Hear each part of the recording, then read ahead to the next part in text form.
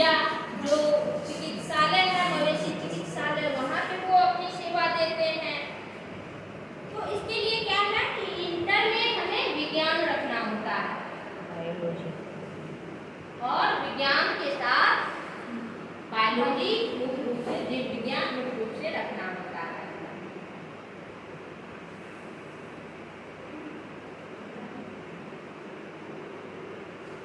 इस क्षेत्र में कई तरह के कार्य हैं, जैसे पशु स्वास्थ्य करता हुआ, पर्यवेक्षक हुआ, पंजीकृत पशु चिकित्सक हुए, क्षेत्रीय प्रबंधक हुए, पशु स्वास्थ्यकर्ता प्रशिक्षक हुए, है ना।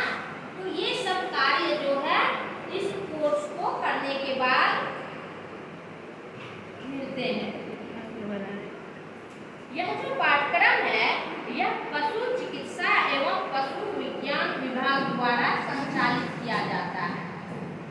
अब कुछ सरकारी संस्था है जैसे कृषि कौशल परिषद नई Delhi, presidency college Chennai, Hindu college नई दिल्ली, ये सब संस्था जो है सरकारी है, जहाँ से हम यह स्नातक यानी इंटर में विज्ञान रखने के बाद पशु चिकित्सा विज्ञान से स्नातक कर सकते हैं। किससे?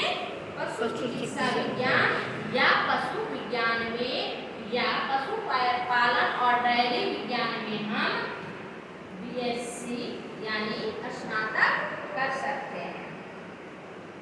एक इसके कार्य क्षेत्र का एक उदाहरण बताते हैं आप लोगों को कि भादु रानी महतो जो 35 वर्ष की उम्र की थी, पूर्व सिंहभूम जिले के इंद्रतादा गांव के निवासी हैं।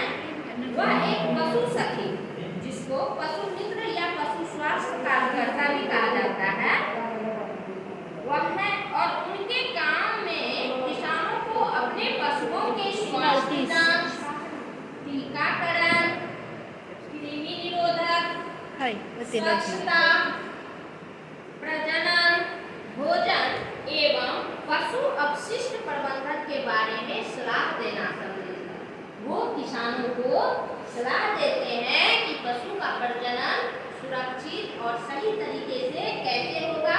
पशु को अगर किसी तरह की कोई समस्या है, किसी बीमारी से उसके पशु जूझ रहे हैं, तो वो उसका इलाज कैसे कहाँ करा सकते हैं और पशुओं की स्वच्छता को किस तरह बनाए रखना चाहिए, पशुओं में कब किस तरह की कृमि निरोधक दवाई देना चाहिए और पशुओं को किस तरह का भोजन किन पशुओं को देना चाहिए। इसके अतिरिक्त वो ये भी सलाह देते हैं कि जो पशु का अवशिष्ट है उसका उपयोग हम कैसे कर सकते हैं, उसका निपटान, उसका प्रबंधन हम कैसे कर सकते हैं। यह परियोजना राष्ट्रीय ग्रामीण आजीविका मिशन के तहत आरंभ की गई थी, जिसका उद्देश्य पशुधन प्रबंधन का अंतिम छोर तक प्रसार करना था। वर्ष 2017-18 में झारखंड के ग्रामीण विकास के लिए अवसरों का उपयोग ने इस परियोजना को अपने अधीन ले लिया और विश्व बैंक ने इसे वित्त पोषित करना शुरू कर दिया। अब विश्व बैंक के द्वारा इसे कुछ सहायता, आर्थिक सहायता प्रदान की जाती है। दूसरा है हम लोगों का कैरियर कार्ड में जल कृषि कार्यकर्ता। क्या है? जल कृषि कार्यकर्ता। जल कृषि कार्यकर्ता भी जो है यह एक डिप्लोमा डिग्री है और इंटर में हम लोगों को विज्ञान में तो अच्छा है, स्नातक के लिए जलीय कृषि के क्षेत्र में BEd-SC मत्स्य विज्ञान में स्नातक, जलीय पौधे और जलीय जीव के बारे में अध्ययन करना इसमें शामिल है। तो खास करके मछली का उत्पादन किस क्षेत्र में किस तरह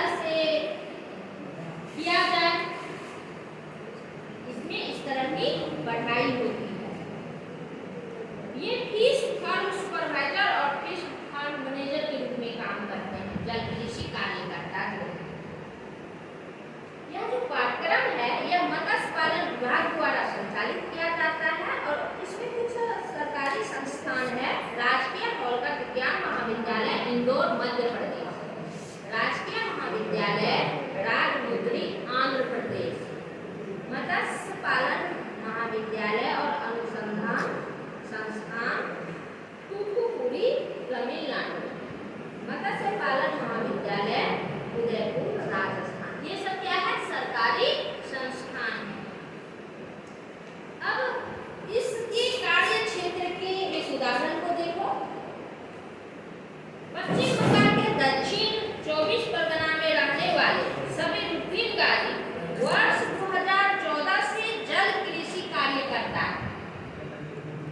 पहले वे प्रतिमाह 15,000 रुपये कमाते थे। इसके बाद उन्होंने भारत के कृषि कौशल परिषद द्वारा क्षमता निर्माण प्रशिक्षण प्राप्त किया। उन्होंने कहा, मेरे परिवार में 5 सदस्य हैं। मैंने किराए पर तालाब लिए और मछली पालन शुरू किया। अब मेरे पास 16 तालाब हैं।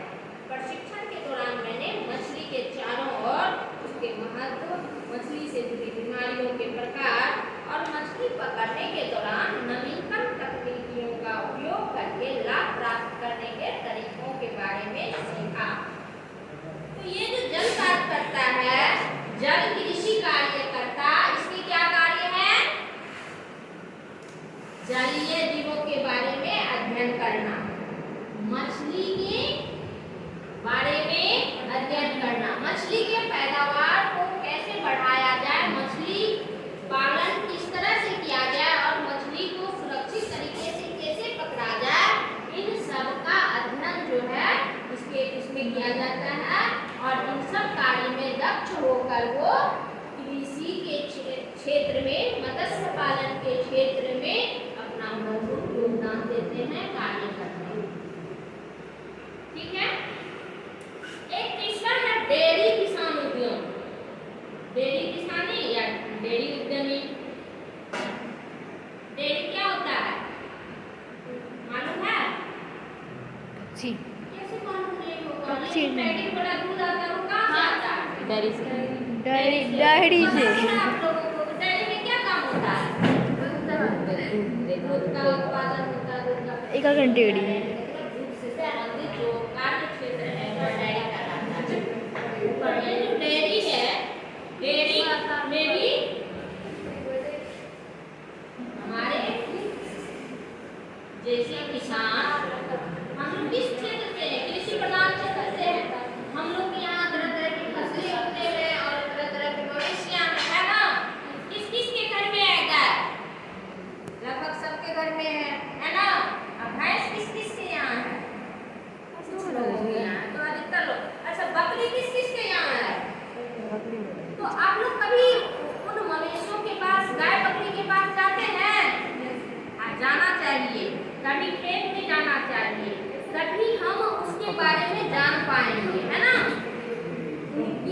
जब वो बीमार होते हैं तो उनकी क्या प्रतिक्रिया होती है, जब वो स्वस्थ रहते हैं तो क्या प्रतिक्रिया होती है, जब मवेशी भूखे होते हैं तो वो किस तरह की आवाजें निकालते हैं, जब वो भूखे नहीं रहते हैं, अन्य कोई उसे परेशानी रहती है तो किस तरह की आवाजें निकालते हैं।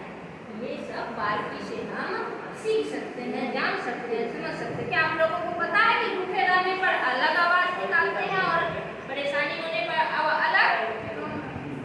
नहीं, किस किस को मालूम है? तो मालूम है सिर्फ हमको है मैम। तुमको भी पता है। हाँ, तो जो मवेशी के से जुड़े हुए होंगे तो उनके पास जाएंगे, उसको देखेंगे तो उनको पता होगा कि अलग अलग परिस्थितियों में मवेशियों की आवाज अलग अलग तरीके से आती है, वो अलग अलग तरह से व्यवहार करते हैं ना। कभी मवेशी जो है उसको कितना भी अच्छा खाने दो वो खाते ही नहीं खाता है ना, खाता है वो नाक में मुंह ही नहीं डालेगा। किसी कितना भी अच्छा दे दो अगर वो खाएगा नहीं, क्यों? हाँ, उसके अंदर कोई परेशानी, किसी तरह का कोई बीमारी से वो जूझ रहा होता है। तो ये जो कृषि कार्य करता है वो यही कहते हैं, जो मवेशी के जो डॉक्टर चिकित्सक होते हैं वो इन सब चीजों को बारीकी से समझते हैं और मवेशियों का सही इलाज बताते हैं।